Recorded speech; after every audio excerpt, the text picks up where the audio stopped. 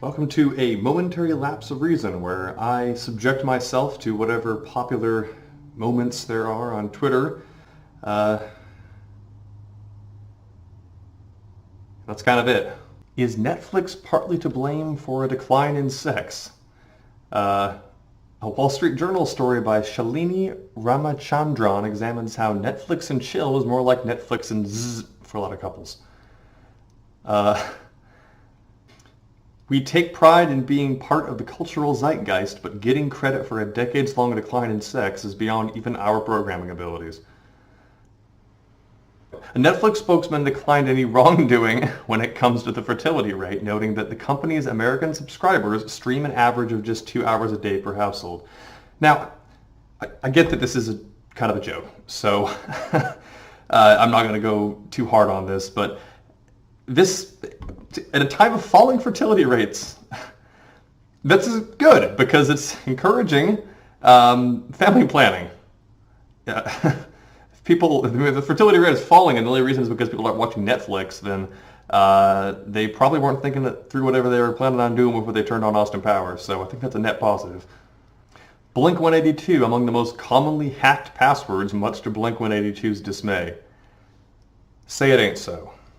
Liverpool, Superman, Manutted, Ashley, Michael, Cowboys won. All right, Dallas fans, I love you. Oh, that's nice. Protesters superglue themselves to Universal Studios globe in Earth Day demonstration. Climate change protesters scaled and superglued themselves to the globe outside Universal Studios in Southern California on Monday. The protest, which coincided with Earth Day, called on the media, NBC, and Universal to take action on climate change. According to law enforcement, the demonstrators were peacefully removed. That'll show them. Is that an hourglass on a shirt? What is that? All that's making me want to do is go to Universal Studios again.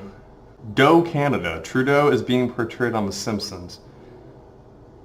Just let this show die already, please. Canuck themed. There's a phrase you don't hear every day. Dog named Jesus was rescued from a lake by firefighters on Good Friday. Well, you'd think he could just walk on the water and get out of there himself, but I'm glad he's okay.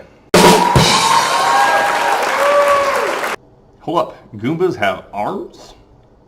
Do they? Is that a Flintstones vitamin? Oh god.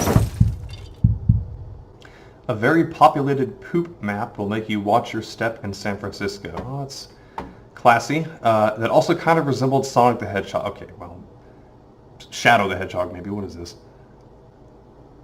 I guess. Slenderhog. Joe Biden expected to announce 2020 bid this weekend as Democratic field gets crowded.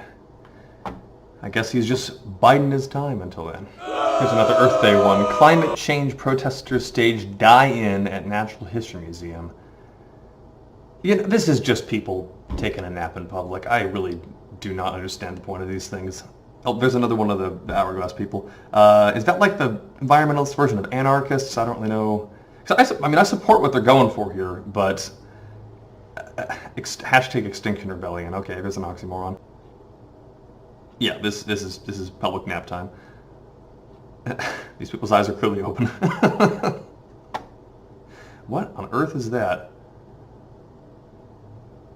Looks like a Dark Souls mob. Brie Larson and Scarlett Johansson could defeat Thanos of rings inspired by the Infinity Stones. Dang. Where were those dresses in Captain Marvel?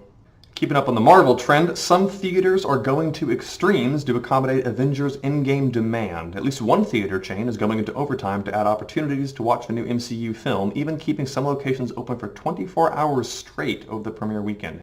Wow. 96 hours. 29 AMC theaters are scheduled to be open around the clock Thursday through Friday. An additional 18 AMC theaters are scheduled to be open around the clock Thursday through Saturday or Friday through Sunday. An additional 17 AMC theaters are scheduled to be open around the clock Thursday night through Sunday, more than 72 hours straight. Who wants to watch Avengers Endgame at 3 in the morning? Oh boy, 3 a.m. Samsung is officially delaying the rollout of its Galaxy Fold. Yeah. Who could have seen that coming? I don't know where I don't know where this is coming from. I really don't. I mean, it's like the curved televisions or whatever. it's just coming up with a new gadget just for the sake of itself. I'm sure there's a way they can eventually get that to work, but these things cost like, what, $2,000 now? And what is the benefit that you're even getting? I mean, it's a flip phone, I guess. They're trying to harken back to that, but it's just as big as a smartphone. It's even bigger. I guess maybe being able to hold it like a book is supposed to be useful. $1,980. God. Yeah, no, I'm not. Maybe this is the cutoff point for me being interested in new technology, but I have got whatever's going on here, XR or whatever. Yeah. No, company's gonna fold before that phone folds. Did someone throw a lemon at Ariana Grande?